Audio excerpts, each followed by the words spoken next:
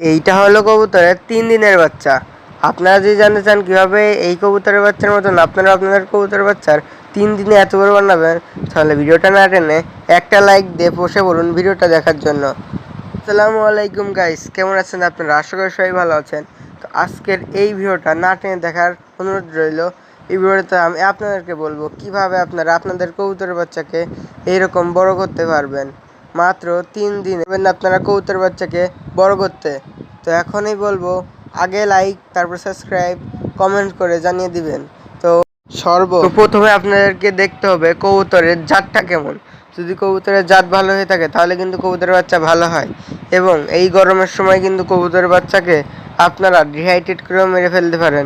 তাই সবসময় কবুতরের কাছে পানি দিয়ে রাখবেন, তাই তারা গোসল করতে পারে এবং বাচ্চাকে যাতে ওরা পানি খাওয়াতে পারে। এবং যখন আপনারা কবুতরের বাচ্চাকে দেখবেন তাদের মা বাবা খাওয়াচ্ছে, তখন কিন্তু তারপরে তাদের কাছে যাবেন এবং কবুতরের বাচ্চাকে দেখে নেবেন যে তাদের গিলেই মানে যেখানে খাবার থাকে সেই থলিটাতে পানি আছে কি নাই। যদি দেখেন শুকনো পানি নেই, তাহলে আপনারা সেইটাকে পানি খাওয়াতে পারেন একটু বাচ্চাটাকে। তাহলে বাচ্চাটার সেই খাবারটা হজম হয়ে যাবে এবং যার ফলে কবুতরের বাচ্চাটা আস্তে আস্তে প্রোটিন পাবে। এবং যেটা 2 নম্বর, সেটা হলো কবুতরের বাচ্চাকে আপনারা সর্বদাই গম খাওয়াবেন, মানে বড় কবুতরটাকে গম খাওয়াবেন এবং চাল খাওয়াবেন, যার ফলে কবুতরের বাচ্চাটাও সেটা খেতে পারবে এবং এর ফলে কিন্তু কবুতরের বাচ্চা তাড়াতাড়ি বড় হবে। আমিও কিন্তু এভাবে বড় করেছি, আপনারাও পারবেন।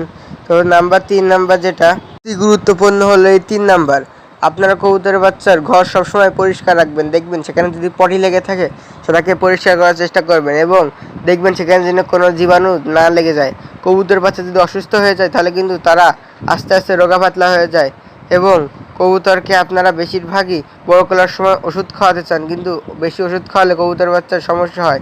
যদি আপনারা এটা না করে প্রাকৃতিকভাবে কবুতরকে ভালো করে খাবার দেন এবং পরিষ্কার পরিচ্ছন্ন রেখে কবুতরকে পালন করেন, তাহলে ইনশাআল্লাহ আপনার কবুতর কিন্তু তাড়াতাড়ি বড় হয়ে যাবে।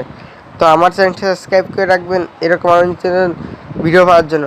এখনই নয়, এখন 4 নম্বরে যেটা থাকবে সেটি হলো কবুতরকে আপনারা সবসময় পর্যবেক্ষণের মাধ্যমে রাখবেন।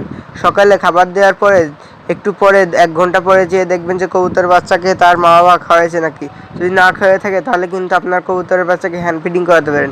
এবং যদি জানতে চান কীভাবে হ্যান্ড ফিডিং করাতে হয়, 1 দিনের বাচ্চা হোক যে কয়দিনের বাচ্চা হোক, সেটা হ্যান্ড ফিডিং করাতে শিখতে হলে আমার এই ভিডিওটা দেখতে পারেন।